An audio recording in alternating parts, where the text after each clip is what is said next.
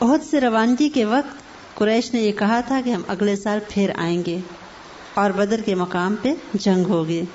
قریش نے تیاری کی اور یہ بھی 4 ہجری کا ہی واقعہ. اگر آپ صرف 1 سال کو دیکھیں حیرت ہوتی ہے.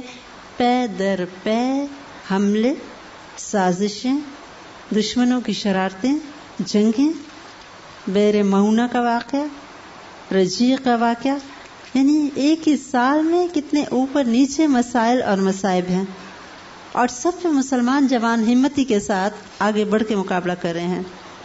قریش ادھر سے ایک لشکر لے کے نکلا، ابھی بدر سے دور ہی تھا. اللہ تعالیٰ نے ان کے دل میں رعب ڈال دیا. آپ صلی اللہ علیہ وسلم اپنے لشکر کے ہمراہ بھی نکلے، لیکن ابو سفیان کی ہمت ٹوٹ گئی تھی. ایک مقام پہ پہنچ کے اپنے ساتھیوں سے کہنے لگا کہ اے قریش کے لوگوں، جنگ کے لیے تو وہ وقت بہتر ہوتا ہے جب شادابی اور ہریالی ہو کہ جانور کھائیں پیئیں اور تم لوگ بھی دودھ پی سکو.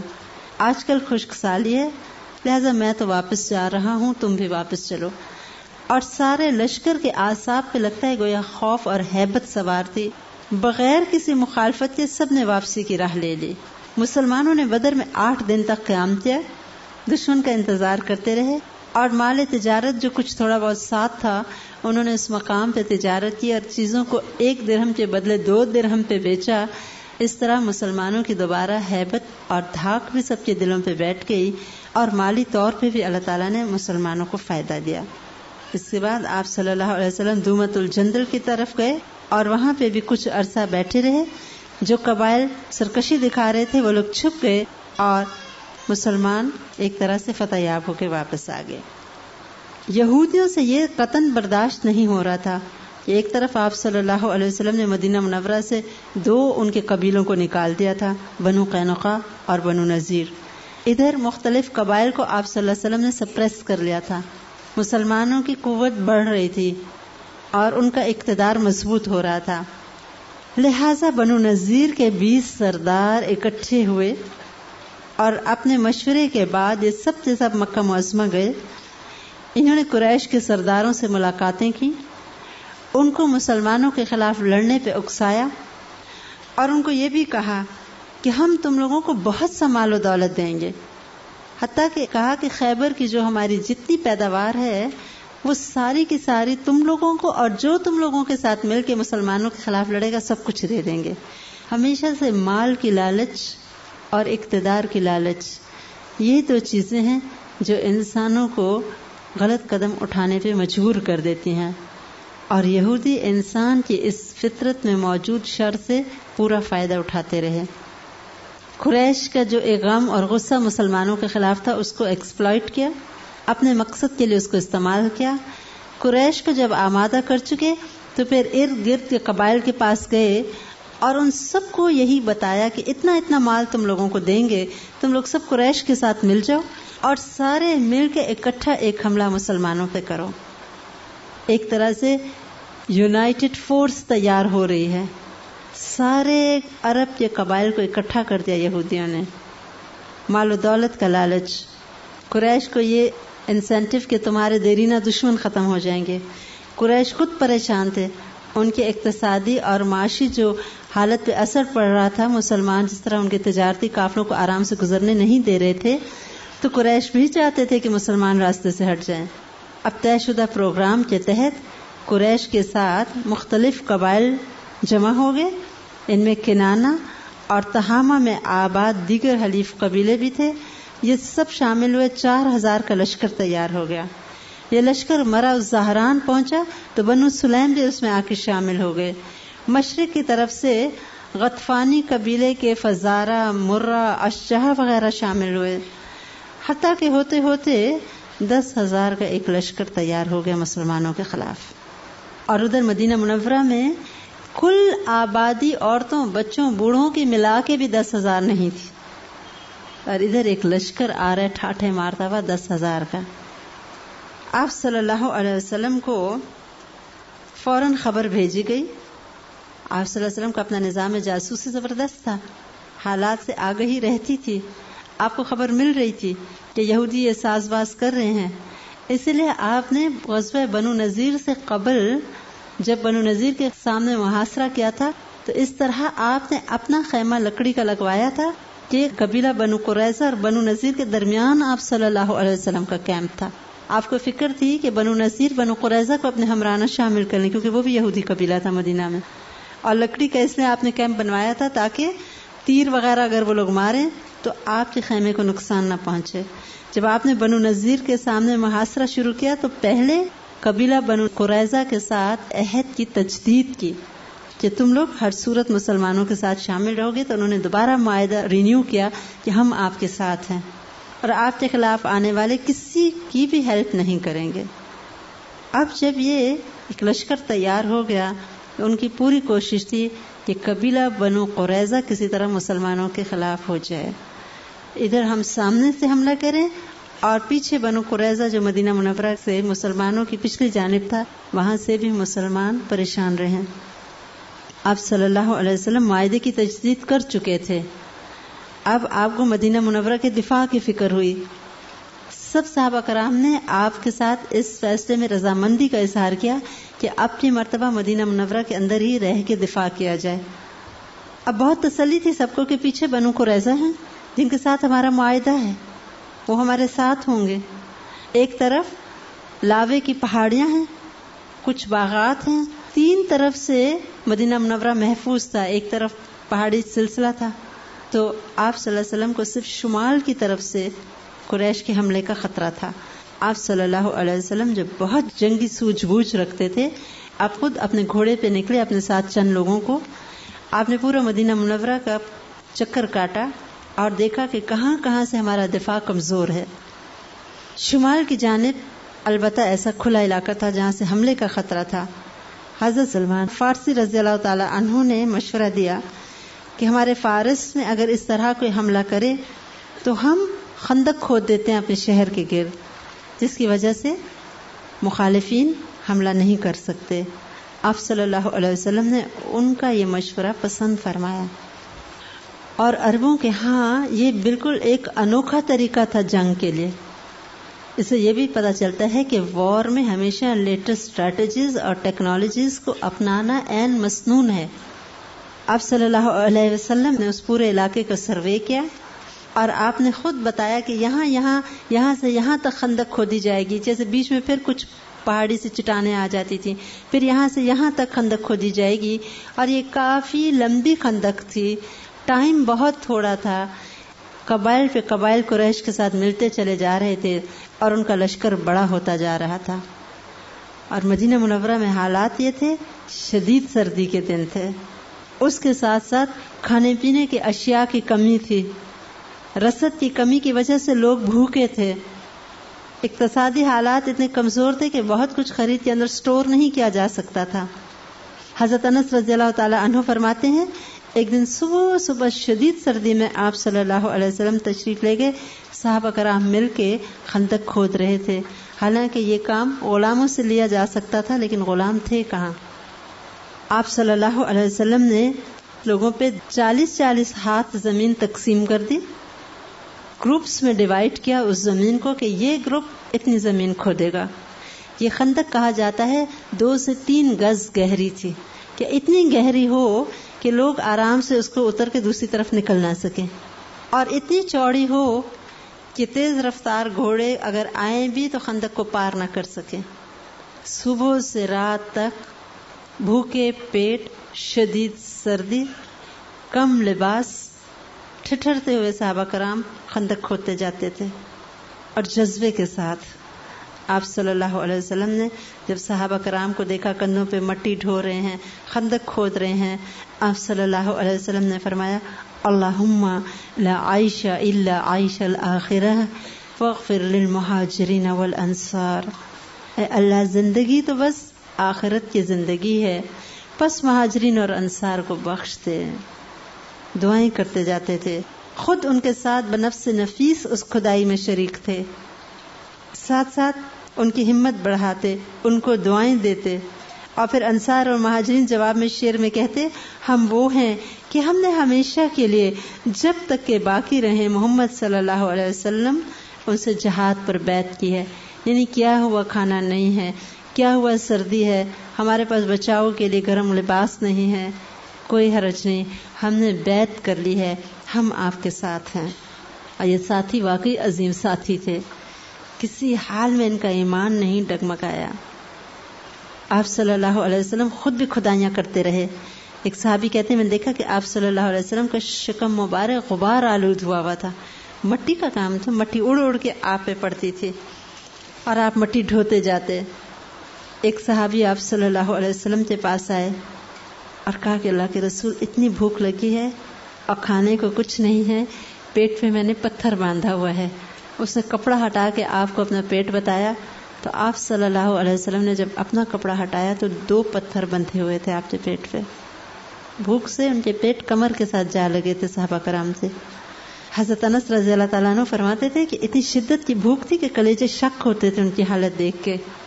ایک دن اہل خندق کے پاس 2 مٹھی جو لایا گیا، 2 مٹھی جو آپ سوچئے، اور 1000 لوگ، اور اس میں بو دیتی ہوئی چکنائی تھی جو ڈالی گئی، حلق سے نہیں اترتے تھے وہ نوالے، لیکن بھوک اتنی تھی کہ وہ بھی چند لقمے جس کے حصے میں آئے وہ کھائی گئی۔ اس خندق کی کھدائی کے دوران کچھ معجزات بھی پیش آئے۔ صحابہ کرام کے ایمان کو اللہ تعالیٰ نے ثبات بخشا۔ حضرت جابر رضی اللہ تعالیٰ عنہ کی بیوی نے حضرت جابر بن عبداللہ رضی اللہ تعالیٰ عنہ سے کہا کہ میں نے ایک بکری کا بچہ ذبح کر کے بھونا ہے اور 2-2.5 کلو جو میرے پاس غلہ تھا اس کو پیس کے روٹیاں بنائی ہیں، تم چپکے سے جاؤ اور آپ صلی اللہ علیہ وسلم کو بولو کہ وہ اپنے صرف چند قریبی لوگوں کے ساتھ آئیں اور کھانا کھا لیں۔ آپ صلی اللہ علیہ وسلم کو یہ گوارا تو کبھی نہیں تھا کہ آپ اکیلے کھا لیں اور باقی سب بھوکے رہیں۔ آپ نے سب ساتھیوں کو کہا کہ ساتھ چلو۔ اس میں ان کی بیوی گھبرا گئی اور حضرت جابر رضی اللہ تعالیٰ عنہ بھی گھبرائے۔ آخر بیوی کہنے لگی جو ہے رکھ دو، اللہ بہتر جانتے ہیں۔ وہ کہتی تھی کہ ہم نے بسم اللہ کہہ کے ہنڈیا میں سے سالن نکالنا شروع کیا اور جو روٹیاں تھیں وہ رکھ دی دسترخوان پہ، اوپر کپڑا ڈلا ہوا تھا۔ کہتے ہیں ہوا یہ کہ سب نے پیٹ بھر بھر کے کھایا اور آخر وقت تک وہ ہنڈیا جوش مارتی رہی، بھری کی بھری رہی، اور روٹیاں بھی ویسے کی ویسے پکتی رہیں۔ سب نے کھا بھی لیا اور پھر بھی پڑا رہا سب کچھ۔ یہ معجزہ ہے آپ صلی اللہ علیہ وسلم کا۔ نعمان بن بشیر رضی اللہ تعالیٰ عنہ کی بہن کچھ کھجور لائیں کہ اپنے بھائی اور ماموں کو دے دیں۔ آپ صلی اللہ علیہ وسلم نے دیکھا تو کہا یہ کھجوریں یہاں کپڑے پہ ڈال دو۔ انہوں نے ڈال دی۔ آپ صلی اللہ علیہ وسلم نے سب کو بلایا، آؤ سارے اور کھاؤ۔ اب وہ فرماتے تھے ہم نے پیٹ بھر کے کھایا اور پھر بھی کھجوریں کپڑے کے کنارے تک ابل رہی تھی، یعنی اتنی زیادہ ہو گئی تھی۔ حضرت برا رضی اللہ تعالیٰ عنہ فرماتے ہیں خندق کی کھدائی کے دوران ایک بہت مضبوط قسم کی چٹان تھی جو ہم میں سے کسی سے توڑے نہیں ٹوٹتی تھی۔ ہم کدال مارتے تھے اور ہماری کدال واپس پلٹ آتی تھی۔ آخر ہم سب آپ صلی اللہ علیہ وسلم کے پاس گئے۔ آپ صلی اللہ علیہ وسلم خندق میں اترے، بسم اللہ کہہ کے آپ نے کدال کو مارا تو چٹان کا ایک حصہ الگ ہو گیا اور آپ نے فرمایا اللہ اکبر، مجھے ملک شام کی کنجیاں دی گئیں، او اللہ میں اس وقت وہاں کے سرخ محلوں کو دیکھ رہا ہوں۔ بھوک ہے، سامنے ایک دشمن کا جرار قسم کا لشکر آ رہا ہے، کھانے کو نہیں ہے، تن پورا ڈھانپا نہیں جا سکتا، مشکل ترین حالات ہیں۔ آپ صلی اللہ علیہ وسلم بشارتیں دے رہے ہیں شام کے محلوں کی۔ پھر کدال ماری، ایک ٹکڑا مزید اس چٹان کا ٹوٹ گیا۔ فرمایا قسم ہے اللہ کی، میں اس وقت مدائن کے سفید محلات کو دیکھ رہا ہوں، مجھے فارس کی کنجیاں دی گئیں۔ پھر تیسری ضرب لگائی، وہ چٹان بالکل بھربھری ہو کے ٹوٹ گئی اور آپ نے فرمایا کہ مجھے یمن کی کنجیاں دی گئیں۔ اللہ کی قسم میں اس وقت اپنی جگہ سے صنعاء تک کے پھاٹک کو دیکھ رہا ہوں۔ ویژن براڈ ہو جاتا ہے نا انبیاء علیہ السلام کا اللہ کی مہربانی اور اذن سے۔ وہ واقعی دیکھ رہے تھے اور پھر تاریخ نے ثابت کیا۔ حضرت ابو بکر رضی اللہ تعالیٰ عنہ کے دور میں ان فتوحات کا سلسلہ شروع ہوا فارس اور شام کی طرف، اور ابو بکر رضی اللہ تعالیٰ عنہ کے بعد حضرت عمر رضی اللہ تعالیٰ عنہ کے دور کے آخر تک یہ تمام علاقے فتح ہو گئے تھے۔ مدائن کے سفید محلات میں مسلمان پھر رہے تھے، اور اتنے شاندار محلات ہیں کہ جس میں سونے چاندی کے اتنے برتنوں کے سٹور گودام بھرے ہوئے تھے کہ کہتے ہیں کہ سونے اور چاندی کی وقت ہی ختم ہو گئی، سونا اور چاندی اس قدر تھا وہاں پر۔ ہیرے اور جواہرات سے مرصع مجسمے تھے، اور اس قسم کے خوشبویات اور مسالہ جات اتنا کچھ ملا۔ مسلمانوں کو جب بھوک لگی، کھانے کا وقت آیا، آٹا گوننے لگے تو بوریوں میں بھرا ہوا کافور پڑا تھا، مسلمان سمجھے نمک ہے تو نمک سمجھ کے کافور آٹے میں ڈال دیا گیا، اتنا کافور تھا وہاں پہ۔ لیکن اس وقت کون سوچ سکتا تھا کہ وہ دن آئے گا، سوائے ان کے جو کہ پکے ایمان والے لوگ تھے، ان کو پتا تھا اللہ کے رسول صلی اللہ علیہ وسلم جو کہہ رہے ہیں وہ ہوگا۔ پختہ ایمان والوں کا تو ایمان ان باتوں سے اور بڑھ جاتا تھا۔ لیکن ادھر منافقین کا حال کیا تھا کہ کاٹو تو بدن میں لہو نہیں، مصیبت کے مارے آ تو گئے تھے مسلمانوں کے ساتھ، کیسے کہتے کہ ہم نہیں آتے، کیونکہ بظاہر تو مسلمان بنے رہتے، اندر سے دل کا حال برا تھا۔ صبح سے شام تک مسلمان مل کے خندق کھودتے تھے۔ جب مسلمانوں میں ٹولیاں بنا بنا کے آپ صلی اللہ علیہ وسلم نے انصار اور مہاجرین کے کام بانٹا تھا کھدائی کا، ایسے میں حضرت سلیمان رضی اللہ تعالیٰ عنہ کے بارے میں مہاجرین اور صحابہ کرام دونوں کہتے تھے کہ یہ ہمارے ساتھ ملے۔ مہاجرین کہتے تھے یہ ہم سے ہیں، اور انصار کہتے تھے یہ ہم میں سے ہیں، کیونکہ آپ کو پتہ ہے کہ ہجرت مدینہ کے بعد میں وہ مسلمان ہوئے تھے۔ اب اوریجنلی نہ وہ انصار ہیں اور نہ وہ مہاجر ہیں، اور محبت صحابہ کی دیکھے دونوں کہہ رہے ہیں یہ ہمارے ہیں۔ ایسے میں آپ صلی اللہ علیہ وسلم نے فرمایا سلمان منا، یہ ہم میں سے ہیں۔ ایک آزاد کردہ غلام کو یہ آنر ہے، آپ صلی اللہ علیہ وسلم نے ان کو اون کیا، اپنا کہا۔ حالانکہ اگرچہ کافی راوی اس حدیث کے بارے میں شور نہیں ہے کہ یہ صحیح ہے کہ نہیں، لیکن مورخین کی روایات سے یہی پتہ چلتا ہے کہ آپ صلی اللہ علیہ وسلم نے ان کو اپنایا۔ صبح سے رات تک خندق کھودتے اور تھکے ہارے ہوئے یہ لوگ گھروں کو لوٹتے، ادھر فکر یہ ہو گئی کہ عورتوں اور بچوں کا کیا ہوگا۔ لہٰذا ایک قلعے میں تمام لوگوں کے عورتوں اور بچوں کو اکٹھا کر دیا گیا مسلمان کو۔ حضرت حسان بن ثابت رضی اللہ تعالیٰ عنہ جو کہ شاعر تھے، ان کو عورتوں کے قلعے کا محافظ بنا دیا گیا، کیونکہ اب وہ دن آ گیا تھا کہ قریش اپنا لشکر جرار لیے خندق کے پاس پہنچ گئے۔ مسلمانوں کو مدینہ منورہ سے کافی آگے جا کے خندق کے قریب رکنا پڑا تھا تاکہ ہر وقت واچ پہ رہے لشکر، کوئی ادھر سے ادھر نہ آ جائے، اور اگر کوئی ایسی صورت ہو تو جنگ کے لیے مسلمان تیار تھے۔ اب پیچھے بنو قریظہ تھے جن کی طرف سے فی الحال تو اطمینان تھا، لیکن حضرت ابوبکر رضی اللہ تعالیٰ عنہ کی ایک روایت ملتی ہے، وہ کہتے ہیں کہ ہمیں بہت تشویش رہتی تھی عورتوں اور بچوں کی، ان کے ساتھ کوئی برا معاملہ نہ ہو جائے، لہٰذا ہم ایک اونچی پہاڑی پہ چڑھ چڑھ کے اکثر دور تک دیکھا کرتے تھے کہ مدینہ منورہ کی طرف سب خیریت تو ہے، کوئی ناخوشگوار حالات تو پیش نہیں آ رہے۔ منافقین نے جب قریش کے لشکر کو آتا دیکھا، اب ان سے مزید رکنا ناممکن ہو گیا، اب بہانے بنانے لگے۔ کوئی کم بات نہیں تھی، 10,000 کا یونائٹڈ لشکر ہے، سارا عرب امر آیا تھا، اور اگر یہ دفاعی ترکیب اللہ کی مدد سے نہ اپنائی جاتی تو ان کے لیے کوئی مشکل نہیں تھا، آگے بڑھ کے پورے مدینہ کی آبادی کو تباہ کر سکتے تھے۔ منافقین آگے آپ صلی اللہ علیہ وسلم کے پاس کہنے لگے ہمیں تو بہت ڈر لگ رہا ہے، ہمارے گھر تو بہت کھلی جگہ پہ ہیں، آپ ہمیں اجازت دیجئے ہم تو واپس چلے جائیں۔ ادھر قریش جب آئے وہ تو تل ملا اٹھے، خلاف توقع وہ کسی طرح آگے بڑھ کے مسلمانوں پہ حملہ نہیں کر سکتے تھے، اور یہ چیز ان کے لیے بالکل نئی تھی، خندق، اس کے ساتھ کیا معاملہ کرنا ہے انہیں کچھ سمجھ نہیں آ رہی تھی۔ کچھ دن تو وہ ادھر ادھر پھرتے رہے، ادھر سے وہ تیر اندازی کرتے، ادھر سے مسلمان جوابی کاروائی کرتے۔ آخرکار ان کا ایک بہت بہادر سوار تھا، عمر بن عبد اس کا نام تھا، بہت دور سے تیزی سے وہ اپنا گھوڑا دوڑاتے ہوئے لایا، اور خندق کا جو حصہ نسبتاً ذرا کم تھا وہاں سے اس نے اپنے گھوڑے کو ایسے چھلانگ لگوائی کہ مسلمانوں کی طرف آ گیا، اور کہا جاتا ہے اس کے اندر 100 سواروں کے برابر طاقت تھی، بہت مضبوط قسم کا انسان تھا۔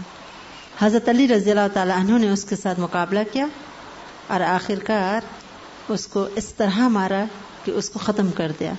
یہ دیکھ کے اکرمہ اور ایک دو اور لوگ جو اپنے گھوڑے اڑا کے لے آئے تھے اس طرف، وہ واپس پریشان ہو کے بھاگے، حتیٰ کہ اپنا تیر وغیرہ بھی وہیں چھوڑ دیا انہوں نے۔ مسلمانوں نے بھی تعارض نہ کیا، وہ چاہتے تھے کہ واپس چلے جائیں۔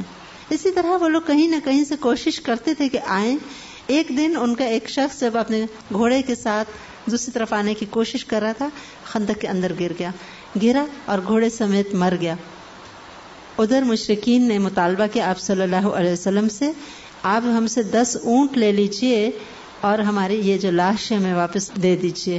آپ صلی اللہ علیہ وسلم نے فرمایا ہمیں کچھ نہیں چاہیے، اپنی لاش کو ایسے ہی لے جاؤ۔ یہاں آپ نے عظیم اخلاق کا مظاہرہ کیا۔ اس وقت 10 اونٹ کا مطلب تھا کہ پورا لشکر پیٹ بھر کے کھانا کھا سکتا تھا، وہ لشکر جو کہ بھوک سے نڈھال تھا۔ لیکن آپ صلی اللہ علیہ وسلم میں ایک استغنا بھی ہے۔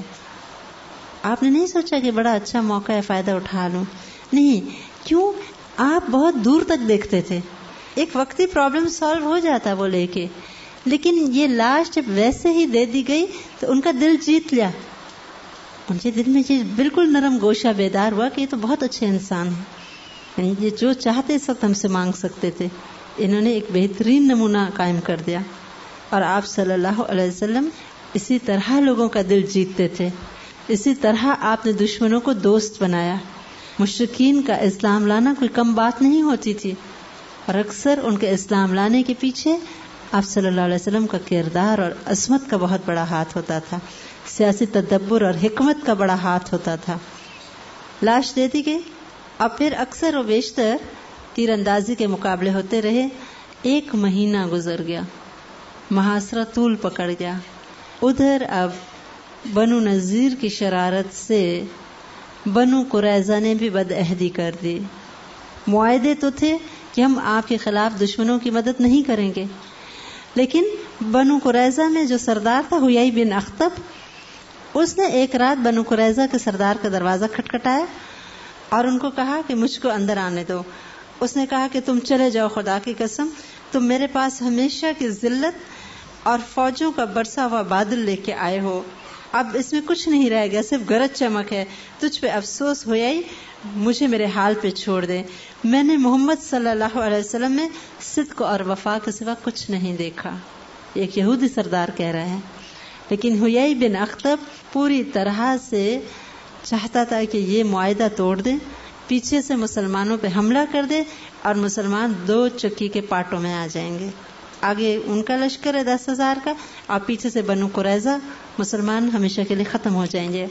حیی بن اخطب نے بالآخر بنو قریظہ کے سردار کو منوا لیا اور کہنے لگا دیکھو میں تمہیں سچ کہہ رہا ہوں، میں پورا عرب چڑھا لایا ہوں مسلمانوں پہ، اب ایسے میں تم بھی ان کے ساتھ ہو جاؤ، مسلمانوں کا معاملہ ختم ہو جائے گا، اور اگر تمہیں فکر ہے کہ مسلمان تمہیں نہ ختم کر دیں، میں خود تمہارے ساتھ تمہارے قلعے میں موجود رہوں گا۔